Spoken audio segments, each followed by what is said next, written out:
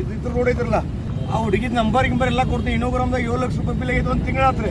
ಇಲ್ಲೇ ಇಟ್ಟು ಮುಂದೆ ಬ್ರಿಡ್ಜ್ ಹಾಕ್ಬಿಟ್ಟಾಡ್ರಿ.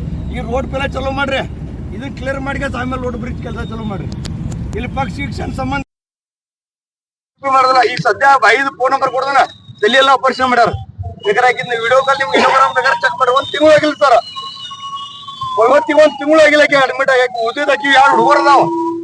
ನೀವ್ ಏನ್ ಮಾಡ್ತೀರಿ? ರೋಡ್ ಮಾಡೋರೆಲ್ಲ ಸಿಕ್ಕ ಕೂಟ್ಲೋಡಿ ರೋಡ್ ಹಂಗ ಮಾಡ್ರ. ಆ ಕೂಟ್ಲೋಡಿ ಅವ್ನು ದೇಸಾಯಿ ಅಂತ ಮಾತಾಡ್ತಾನ್ರಿ.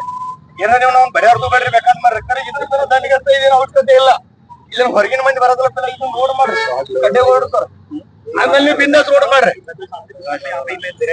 आताच जे रेल्वे थर्ड गेट आहे त्या थर्ड गेट वरती इथं थोडं स्ट्राईक केली होती की रस्ता खूप खराब झाल्या कारणानं तो लवकरात लवकर व्हावा.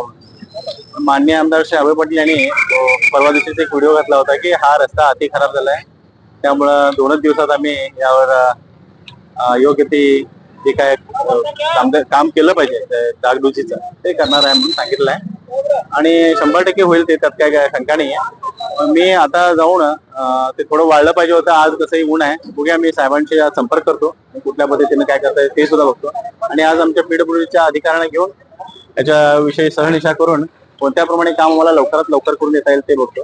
आता मी उद्यम बाग पर्यंत गेलो होतो तर बरेच खड्डे असे झालेत की चुकून 2 व्हीलर वाला जर त्या खड्ड्यामध्ये जाईल तर ते त्याला म्हणजे त्याचा जीव घेण्यापर्यंत दुर्घटना होण्याचे चान्सेस आहेत. कारण का खड्डे 6 इंचानं जवळपास खोल झालेले ते सुद्धा मी लवकरात लवकर महानगरपालिकेच्या सदस्यांना असो अथवा आमच्या जे संबंधित पीडब्ल्यूडी रस्ता असेल तर त्या अधिकाऱ्यांना सांगून लवकरात लवकर करून द्यावं हे मी आजच त्यांना मीटिंग मध्ये